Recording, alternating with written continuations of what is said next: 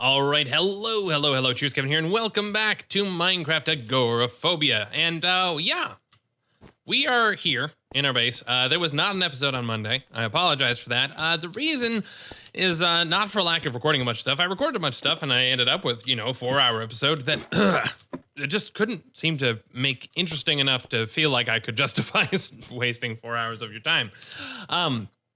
Yeah, okay.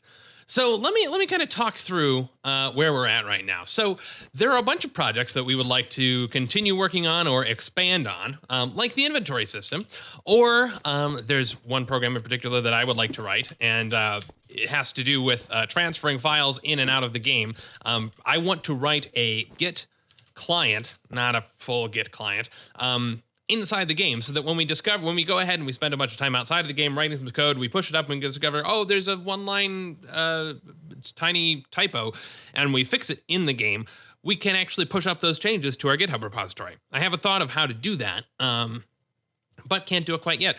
One other thing that we really need for the inventory system is some sort of controller here that updates our screen and lets us, create our selections and whatnot. By the way, I'm not sure if I've mentioned this. I did sort of readjust how things are laid out. This is the transposer block, and it allows us to move items in the same way that the inventory controller upgrade does in robots. I figured, hey, we'll just go ahead and let the computer actually deal with moving things from the in and out chest, and then we have another chest underneath that the drones can interact with. And then, of course, one of our main tasks that we want to achieve is, oh my gosh, look, there's a drone here.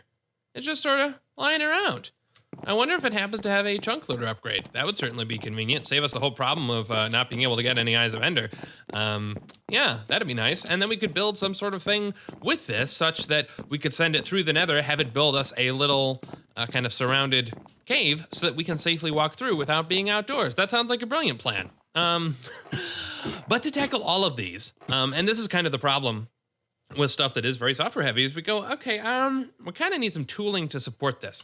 One of the things that we've already sort of run into is that we have these big EEPROM files, and we've had to copy and paste our movement library in multiple times, and that means if we discover a bug in the movement library, there are a bunch of places where it's going to be broken. Better would be to just do what you tend to do in Lua, which... example.lua, which is to just say, okay, I'm gonna, local robot equals require robot, and this file is just gonna be all about doing stuff with the robot, right? We don't have to worry about implementing robot up. We put that in an entirely separate file, and we can test it and blah, independent of the context in which we're using it. But the problem with the EEPROMs is that you only have the one file. And the problem with my idea of saying, hey, I want to have some binaries that we can execute. So if I wanted to have Git, we're not going to have Git, but we'll get to that in a future episode. Well, that kind of does have to be its own file, or it has to be its own file, and then we also have to ship a whole bunch of other library files that it needs. And that's frustrating. Ideally, what I'd like to be able to do is split up our files into logical small files and then build some big thing. So I'd like to say kind of, if I have some robot thing that relies on the robot library, I'd just like to be able to say kind of bundle, my lib and create a .lua and create my complete lib.lua. And ideally what that would do is it would look in my lib, it would say, okay, this requires the robot library, so I'm going to throw that into this file, and the robot library requires some other library, so I'm going to throw that into the file, and then I'll put the contents of my lib at the very bottom, so I don't actually have to worry about loading up any of that stuff. Requires kind of get automatically included, and we build up some massive thing. Now, I did spend a long time trying to figure out the best way to do this. We came up with several implementations in a video that you're never going to see.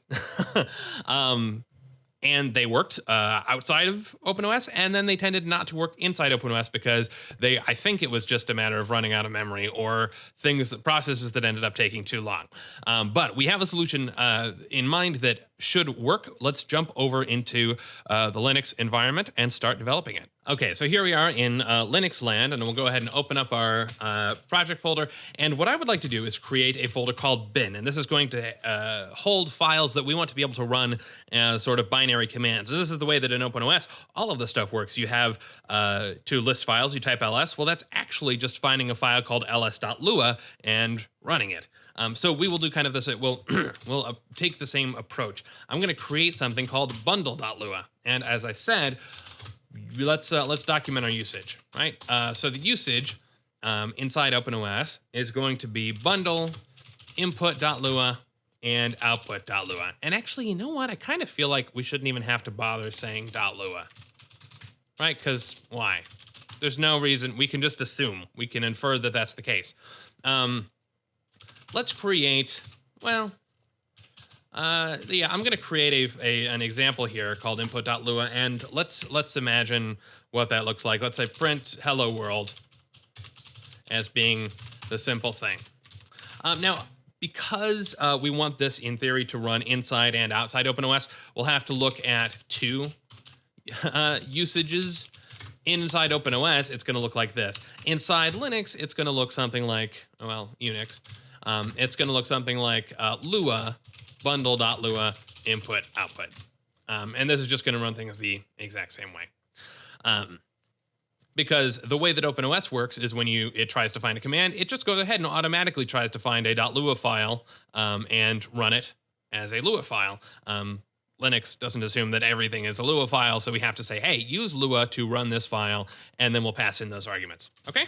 But the first question is, how do we get the arguments that we passed in? Because this isn't something we're assigning to a variable, we're calling those with a binary. Well, and the answer is pretty simple. We can print arg1 here, and then if I run this with input output, oh, syntax error near blah. Oh, right, because for whatever reason, print is weird. It requires parentheses in that case, but doesn't require. Okay, so it finds input assigned to arg1, and it finds output assigned to that. Now, arg is a global that exists outside of OpenOS, does not seem to exist inside of OpenOS.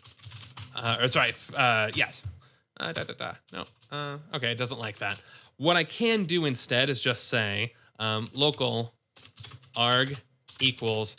and that's going to mean that arg basically operates the exact same way inside OpenOS and outside OpenOS. So we can now access our input and output variables. And actually, one thing we can do right away is guard against the incorrect number of arguments. Because if we call this with an input file and no output file, we got to say, hey, that's not how this works.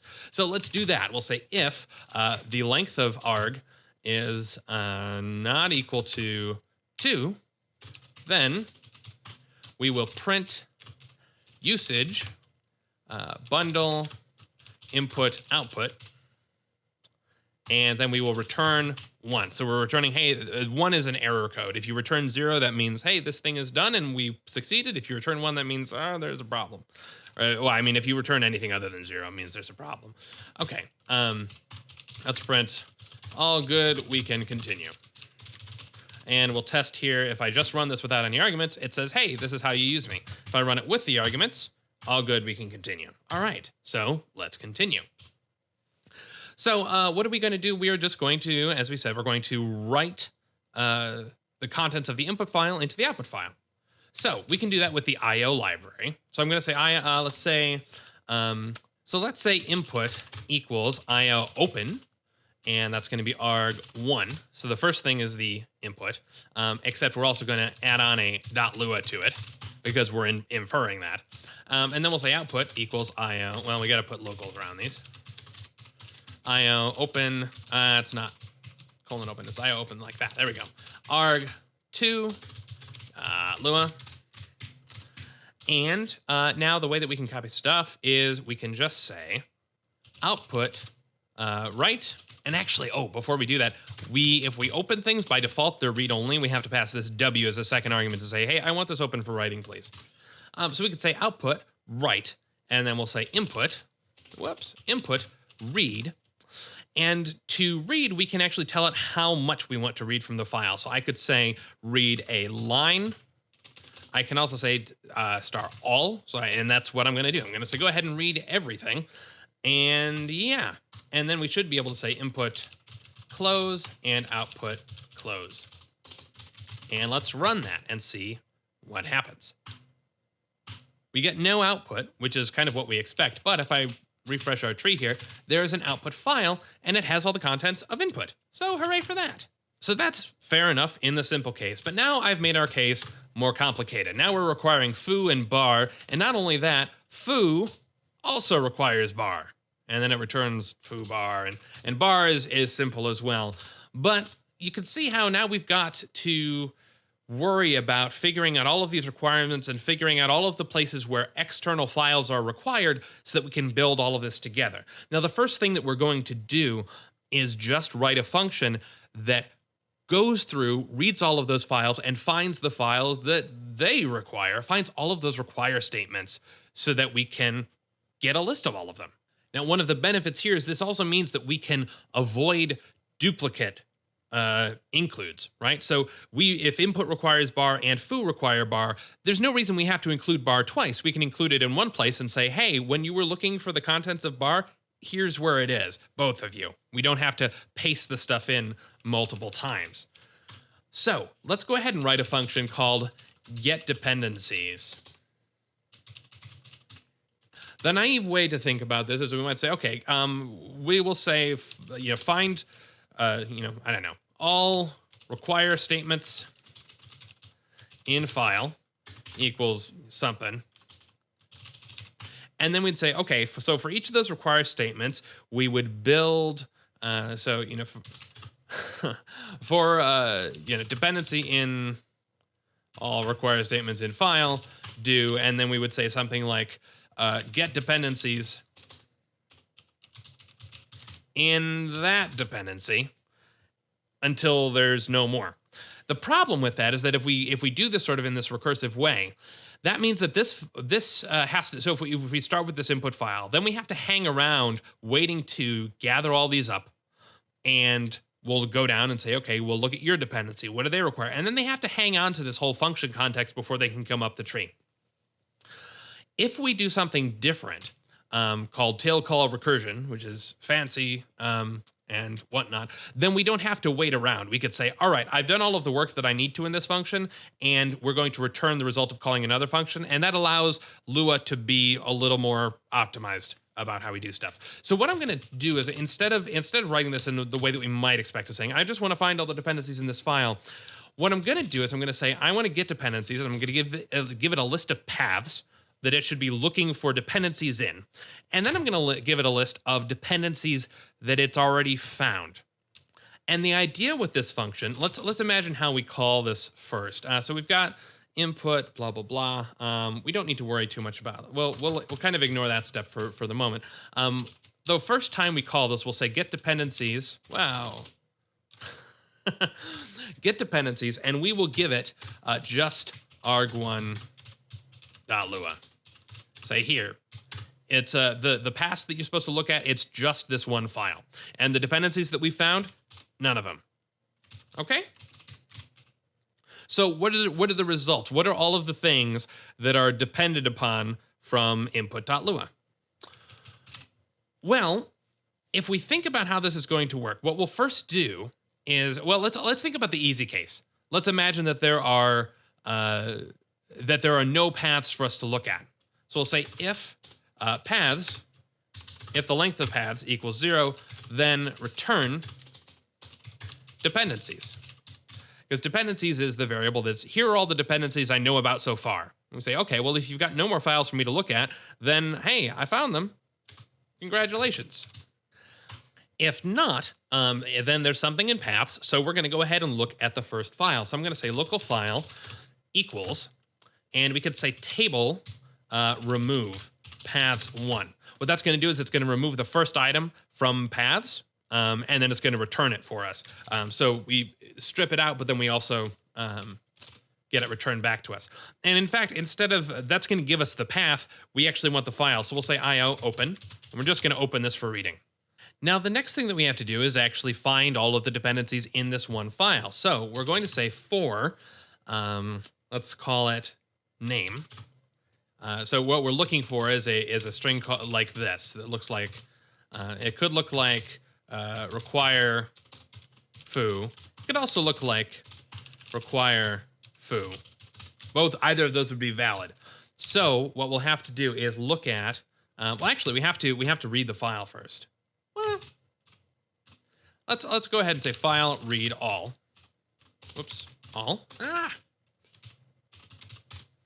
And then we're gonna gmatch. So we're gonna do multiple matches. We're gonna say find every instance of this pattern, and then we can loop over it.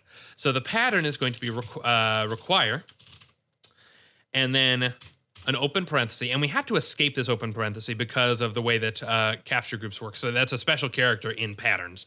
And then it will be either a double quote or a single quote, and then something. So in our case, it would be foo. We'll worry about that in a second. And then another one of these, and then a closing parenthesis, which we will not worrying about, which we don't want to capture either.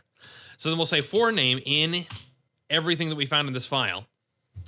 And then name is going to be assigned to either the entire capture group, or if we do, now here's where we actually do want to assign something. There we go. If we did this, this is going to match require foo. And so we're saying, hey, optionally a double quote or a single quote. And then what I want it to do is actually give me back what's in this parenthesis. So that gets assigned to name in this loop. And if there are multiple requires, then we get name assigned to whatever the value is inside that string. And that's exactly what we want. Now, instead of matching foo, we need to match something that generically is going to match kind of anything that's inside this string. So the easy-ish way to do that, oh, what did I just do? There we go, is to say not quote, a double quote or single quote, and then we'll say one or more of those. Patterns are ugly, but that's okay. Let's remove these. So now for each name in file read, in the entire contents of this file we just created, every pattern match, give me all of the things that are inside require calls. With those, we can go ahead and just add them to our list. So what we can say is dependencies, and I'm just going to say dependencies name equals true. And then all we have to do is we'll close the file that we were currently reading, and then we can return the result of calling get dependencies with the remaining paths that haven't been looked at, and the dependencies that have been found so far. So every time we call this, we're just going to look at the first thing, and then we're going to add the dependencies that are in there, and then we're going to say continue on your way. Except that we're not doing all of the fancy recursion stuff. So let's do something in here. We'll say if not dependencies name. So we're not going to worry about it if it already exists. Do. Oops, not do. Then. There we go. So if the dependency's name hasn't already been assigned, if we haven't already found that dependency, then we'll do some stuff. So not only if we find that, oh, we required foo, we don't just need to know that we required foo, we also know that, hey, we've also got to look at foo. So we need to add the file path of foo into our list of paths that we need to be inspecting. And there's a helpful way to do this in Lua. If I go ahead and say package.path, this tells me all of the places where it's going to look for a Lua file when I call require. So one example is, hey, it's going to look in the current directory for whatever string I used .lua. We can also say package.searchPath, and this will search for a file in one of these path strings. So if I say package.path, it's going to say, hey, I found it.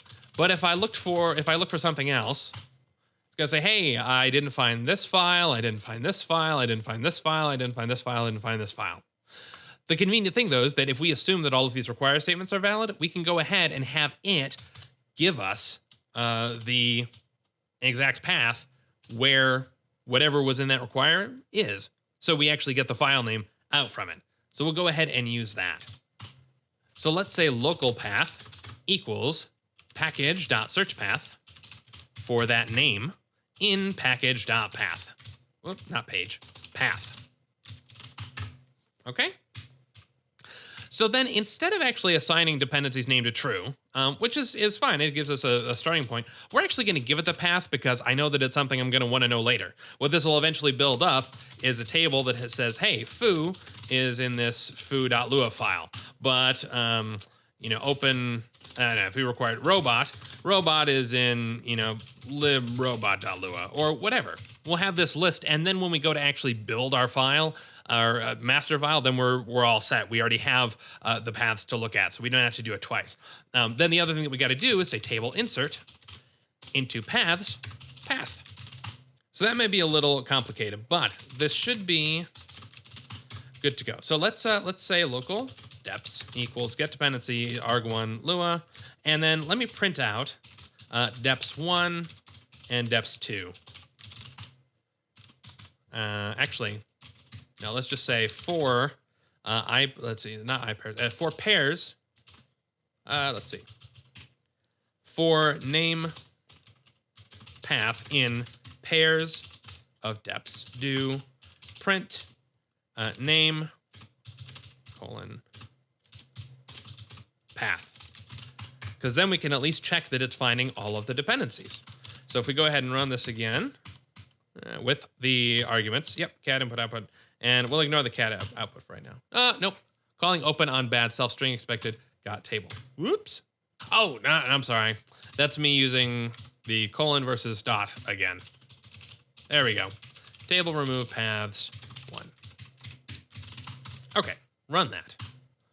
And there we go. Now we have this table of all of the dependencies that we need to make sure exist inside this file so that our file can run. And it does go through and do that recursively. We can test that by saying, even if we don't require bar from input.lua explicitly, if we run this again, it still finds that bar is required because foo requires bar.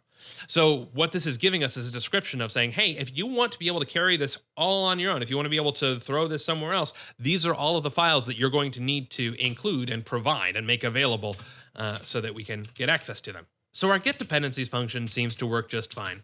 Now I want to take some of this and rewrite it, the actual copying over our information. What I want to do is write a function called append file, because we're not just going to need to copy our input file into the output file, we also are going to have to copy these dependencies. So let's make this process a little more generic. So we will append file. So we're going to append a file, and I'm going to tell it to append to a buffer, which is just a name that I think is a little bit better. We're going to be passing the output file as the buffer, but I think it's a little more helpful to think of it this way. So what we could do here is do the same thing. So buffer write input read all. Okay? So then if we ran this whole thing, and instead of having this one line, we can just say append file. And of course, actually, in this case, we're not, or yeah, no, that's right. We will append file input to output. And we still need to make sure to close the file. So we're only getting rid of that one line, which seems kind of dumb for just right now. It won't seem so dumb eventually. No, it still seems dumb. Oh, right. Sorry. This is not input anymore. This is file.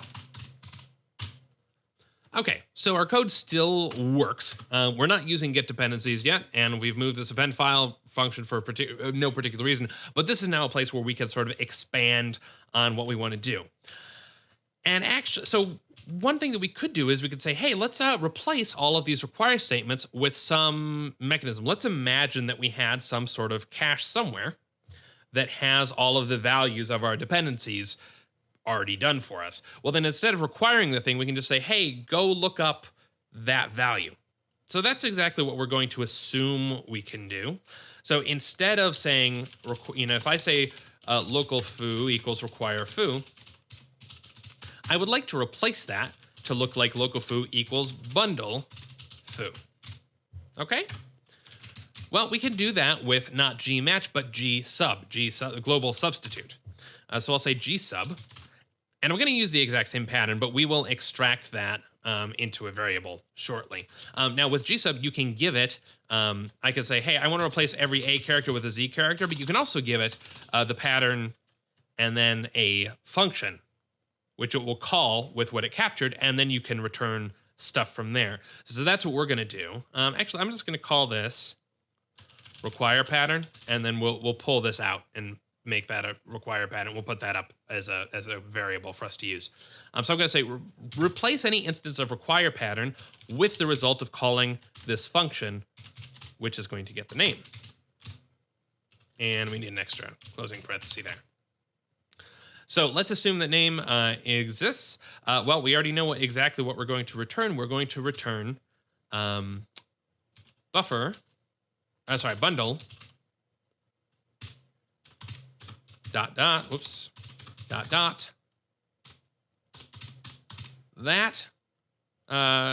that's the ending bit, name, that. Okay, so we're just replacing the require statement with that bundle statement. Let me pull out this require pattern real quick.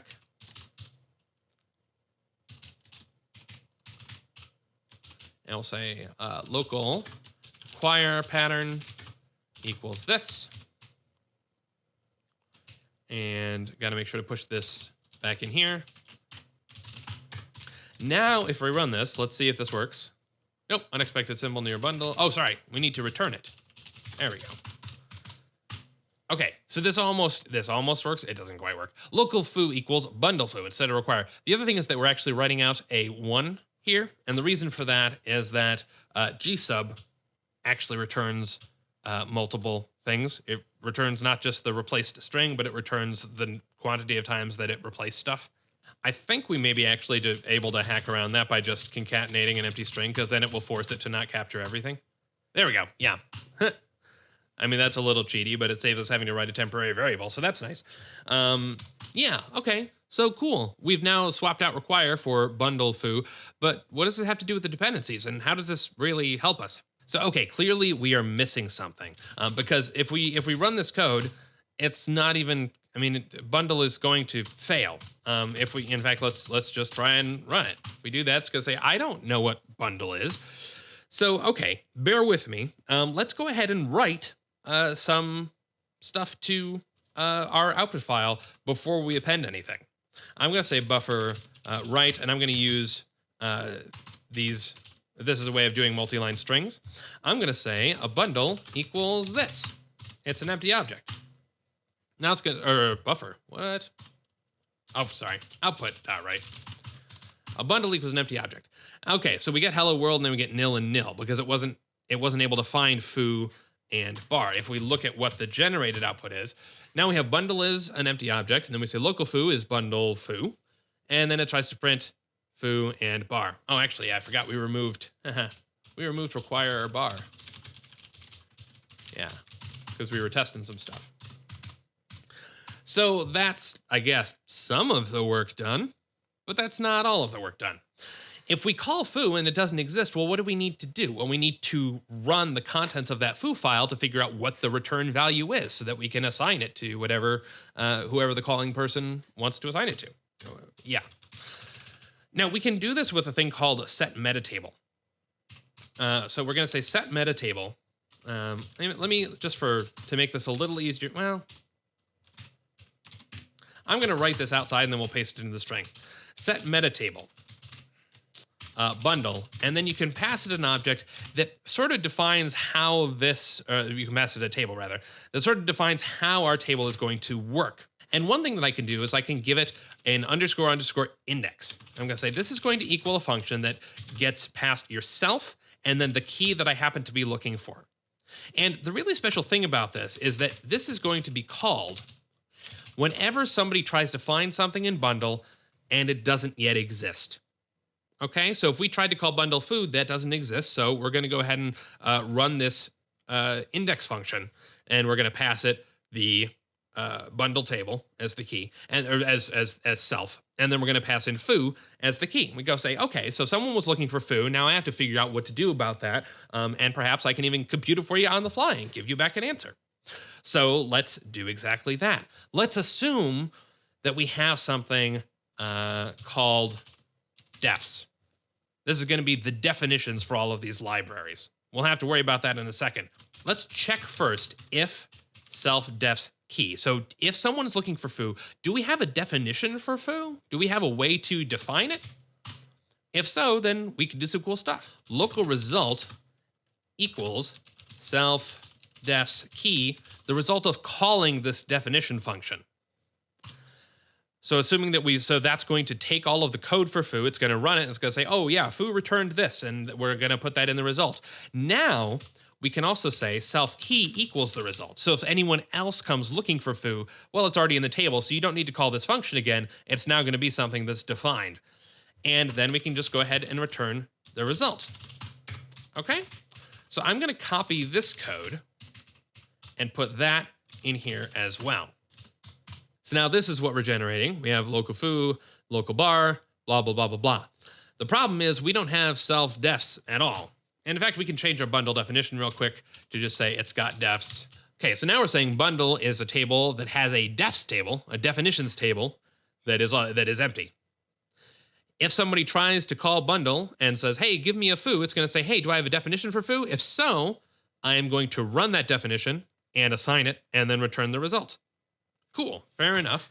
Now all we have to do is for every dependency that we had, we need to write out that definition. Okay? So before we append our output, our initial file, let's say for name path in get dependencies input, and of course, actually input is wrong. We need the path. Let's just say, well, actually, yeah, we can just go ahead and put this in line here. Arg1 dot Lua, and saying that we're starting with finding nothing to circle back to finally use our get dependencies function that's going to be so useful. So we'll say, hey, for every dependency that you happen to have found, and remember, we already handled avoiding duplicate dependencies, well, that's fine. We just have to write those definitions in. So we can say output write bundle defs name. Actually, we need a quote in there. Equals function, and then we'll put in a new line. And now we can copy the entire body of whatever's in that dependency file. And then at the very end, we'll write end. Well, we'll write a new line and then end. And then another new line. So now we can use append file again and say append file, but this time don't append the input file, append the path, this foo.lua, into the output file. Nope, attempted to call table value on line 41 or 45. Name path. Oh, I'm sorry. I need to say pairs in get dependencies. There we go. Nope, I have bad argument 2 to open line 47. Append file. Oh, whoops. Sorry. There we go. Close that one up. Ha. Some typos. Okay, so now let's look at this. Now we say, okay, a bundle is a table that has a definitions table inside it, and it also populates itself with the result of calling the definition if somebody asks for something it doesn't know. We say, okay, bundle's definition foo is now equal to this function that's going to say local bar equals bundle bar. You'll notice that now even in our definition, foo requires bar, and we're also doing that replace. So it already says, hey, I'm not going to say require bar in my definition of foo. I'm going to replace that with a bundle call. We say print I am foo and then return foo bar. We now have a definition for bar as well. That doesn't require anything. And then here, we can go ahead and require things. We can grab things directly from that bundle. Let's go ahead and run it, our output file, and see, well, Lua output.lua. I am bar, I am foo, hello world, foo bar, bar. Okay, that's exactly the same output. Let's just clear things to make it easy. Lua input, I am bar, I am foo, hello world, foo bar, bar. And Lua output, I am bar, I am foo, hello world, foo bar, bar. So this is going to allow us to bundle things into binary files that we can transport around without having to worry about carrying around a bunch of extra libraries. It also is going to mean that we can have our movement library exist in a single area and just include it rather than having to copy and paste stuff, particularly with EEPROMs. The only thing to test now is, hey, does this happen to work in-game yet? And back in Minecraft land, let's go ahead and get that file. I'm appending a query string just to make sure.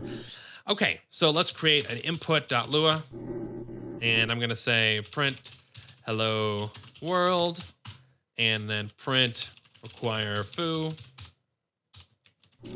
and we'll edit foo.lua, and we'll say print hello from foo, and return, I don't know, 5. Why not? So then if I run input, hello world, hello from foo, and 5, and of course if I go ahead and edit input to say we're going to require foo a whole bunch of times for no reason, it's not going to say hello from foo multiple times. Input, hello world, 5. And actually that's kind of weird. I think actually this has to do with the fact that OpenOS is already caching this, so it's not going to require it again. If we reboot it, it should say hello from foo as well. That's actually really interesting. Because of the way that it's required, it's not going to require it twice. There we go. Hello from foo, hello world, 5. But now any other time that we require foo, we're not going to get the hello from foo. So that's kind of interesting to know and interesting to think about, that those side effects aren't necessarily going to be there because the operating system is based in Lua, so it's already caching the things that it requires. So, okay, worth knowing. Now the important part, bundle input to output. Let's take a look at output. And there we go. We've got our meta table, blah, blah, blah, blah, blah. Bundle des foo equals hello from foo. So this is actually going to operate more correctly. Output. Oh no, syntax error in your bundle. What? Oh, you know what? I should have a local there, shouldn't I? And actually, one more thing to note here is that while you can go ahead and say require whatever for no reason and not assign it to anything, if you do for whatever reason, if you just access a value and don't do anything with it, it considers that a syntax error. So let's actually fix up our. We'll just say local A equals require foo and local B equals require foo, just to make sure this is correct. Let's go ahead and bundle. Bundle input to output, edit output. Let's take a look. Right, we'll go ahead and add that local. I'll go ahead and fix that up outside. And then if we run output, hello from foo, hello world, 5. And if we run this multiple times, now we're not stuck with the operating system caching stuff that perhaps it is not supposed to. So, now we have a build system that lets us write smaller files, and I'm very excited about it. It took, I know this video may have taken a little bit of a while, but I promise you that this is the maybe the 3rd version of something like this, and it went by a lot faster. So I hope you've enjoyed. In the next couple episodes, we've got definitely lots of stuff to do, like figuring out our own version control system inside the game, figuring out our kind of fancy interface on the monitor for managing our inventory controller, and obviously getting into the nether eventually. So stay tuned for that, and I will see you next time. Cheers.